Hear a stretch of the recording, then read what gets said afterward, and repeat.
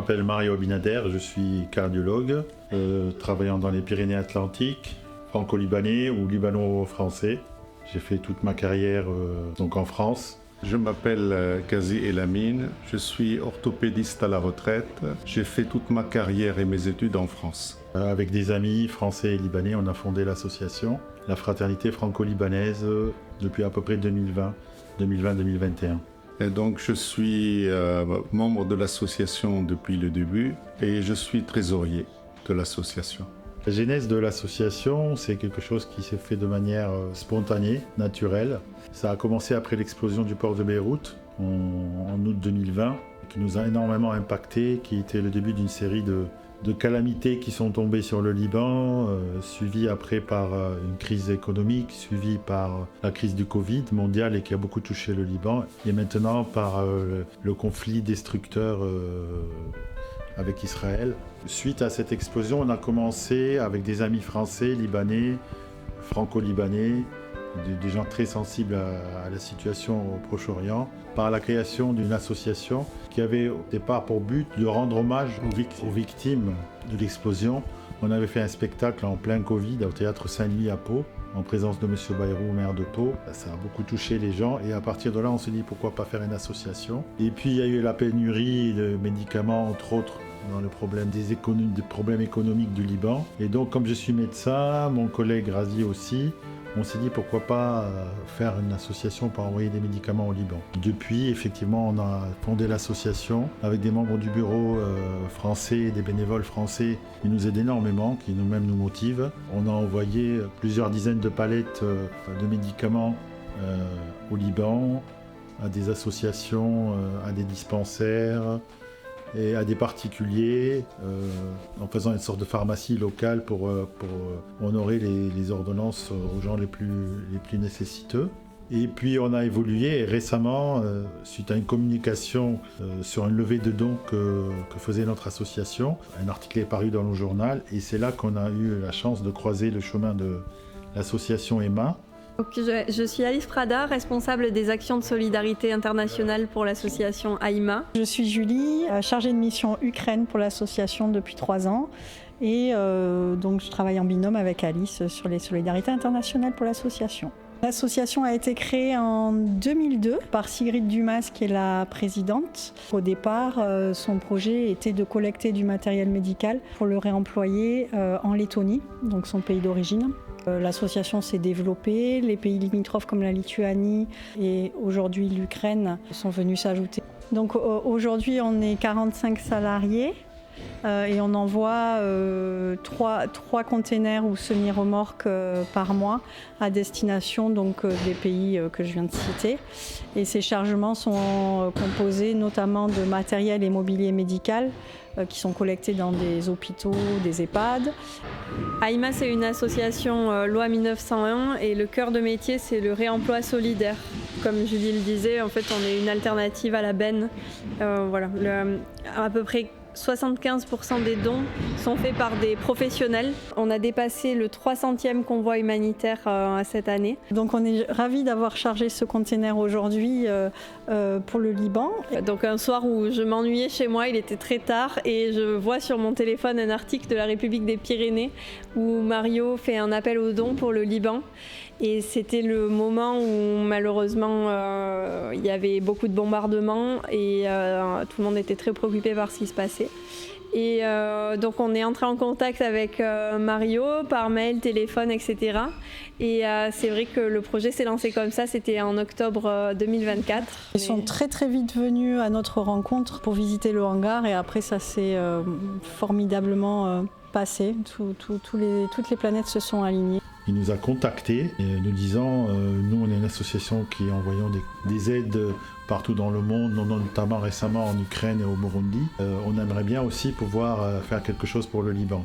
Et nous, parmi nos contacts au Liban, on avait l'association Offre Joie dont le président est Marc Torbet et dont le président représentant ici en France est Amine Farage. On s'est dit, cette association en ce moment, entre autres missions qu'elle se donne, c'est une association qui se donne la mission selon les besoins. Et là, le besoin, c'était malheureusement avec le conflit avec Israël, c'est la destruction de quasi-totalité des villages du Sud, le déplacement d'1 million de personnes. Et donc au début, les gens dormaient dans la rue et tout ça, et cette association a réhabilité des locaux pour pouvoir les aménager en vue de recevoir dans les meilleures conditions possibles les gens déplacés. Et grâce à Emma, on a, en gros, on ne va pas vous détailler tout ce qu'il y a dans le conteneur, mais on peut dire de quoi meubler 50 à 60 chambres. On envoie aussi des habits et quelques éléments paramédicaux aussi.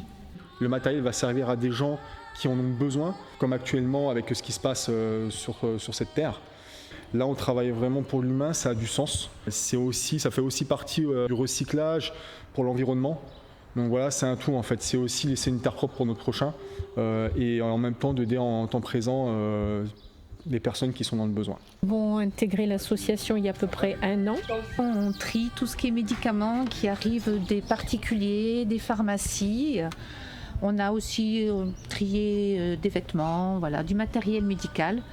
Et ce qui est sympa, c'est qu'on sait qu'on œuvre pour une bonne cause, voilà, parce que ça nous tenait à cœur, à la retraite, de se sentir utile. Et donc c'est pour ça qu'on a aimé s'investir dans l'association France-Liban. Donc l'association finance les stockages, le transport, les salaires, les chargements, finance l'ensemble de la chaîne. Il reste une dépense aux frais du destinataire, c'est le transport. Parce que l'association ne peut pas se permettre économiquement de financer que pour l'Ukraine, on est dans les 4 000 € chaque camion. Lituanie, Lettonie, on est pareil dans les 4 000 €. Et l'Afrique, on est plutôt dans les 10 000 €, 3 qu'on voit par mois. Donc du coup, l'association ne peut pas financer le transport. Donc le transport est à charge du destinataire. Concernant la prise en charge de ce projet en particulier, donc c'est un peu un multi-partenariat. Emma nous donne le matériel, nous payons le transport routier et les frais douaniers et les frais de transit. Et grâce à la fondation CMA-CGM, le transport maritime qui est offert par cette fondation. Et donc sur place, il y a la réception par la fondation Offre-Joie. Amin Faraj, président de l'association Offre-Joie France. Et derrière moi, j'ai sorti le drapeau libanais pour fêter ce chargement de conteneurs. Je tiens à remercier, à présenter mon immense gratitude à tous celles et ceux qui ont participé à la concrétisation de ce projet, et notamment l'association AIMA et l'association Fraternité franco-libanaise, parce que par leur intermédiaire, c'est la générosité du peuple français qui a permis à avoir ces dons et à concrétiser ce projet. Marc Torbey, président de l'association Offre-Joie au Liban. Je tiens à remercier les associations AIMA et Fraternité franco-libanaise pour ce geste non seulement humanitaire, mais un geste de solidarité qui nous tient à cœur. Plusieurs crises que le Liban a dépassées ou dépasse ou essaie de dépasser. C'est des gestes comme ça qui nous permettent de réaliser les rêves de nos volontaires. Ce n'est pas la première fois que la France nous aide Offre-Joie Liban. Depuis le 4 août 2020, l'explosion de Beyrouth, 6 000 volontaires de 17 pays du monde. Je dirais que c'est un trésor pour pas seulement Offre-Joie, mais pour l'humanité.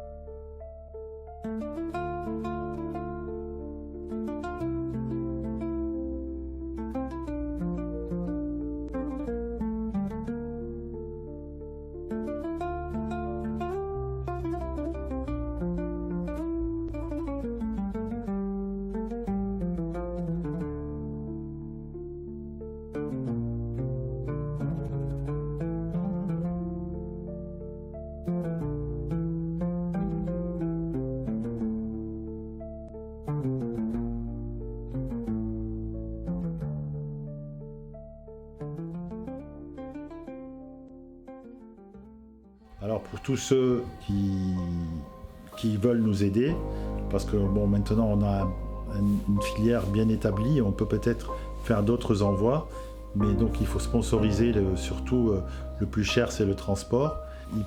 On a déjà fait une campagne de dons qui est en cours et qu'on peut retrouver sur Facebook, sur la page justement Beyrouth dans nos mémoires.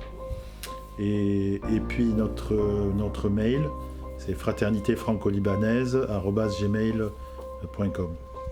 Ça nous fait beaucoup de bien alors qu'on a l'impression qu'on fait pas grand-chose quand vous avez des gens qui sont tellement heureux juste parce qu'ils reçoivent du Doliprane ou des antibiotiques ou des gens qui ouvrent une valise et qui par hasard tombent sur les médicaments qui est en pénurie au Liban depuis plusieurs semaines, ou des fois sur un anticancéreux qui va soulager une famille qui n'a pas du tout les moyens de le payer.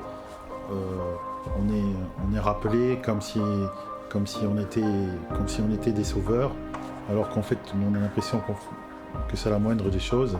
Et en fait c'est ça qui nous motive et c'est ça notre récompense.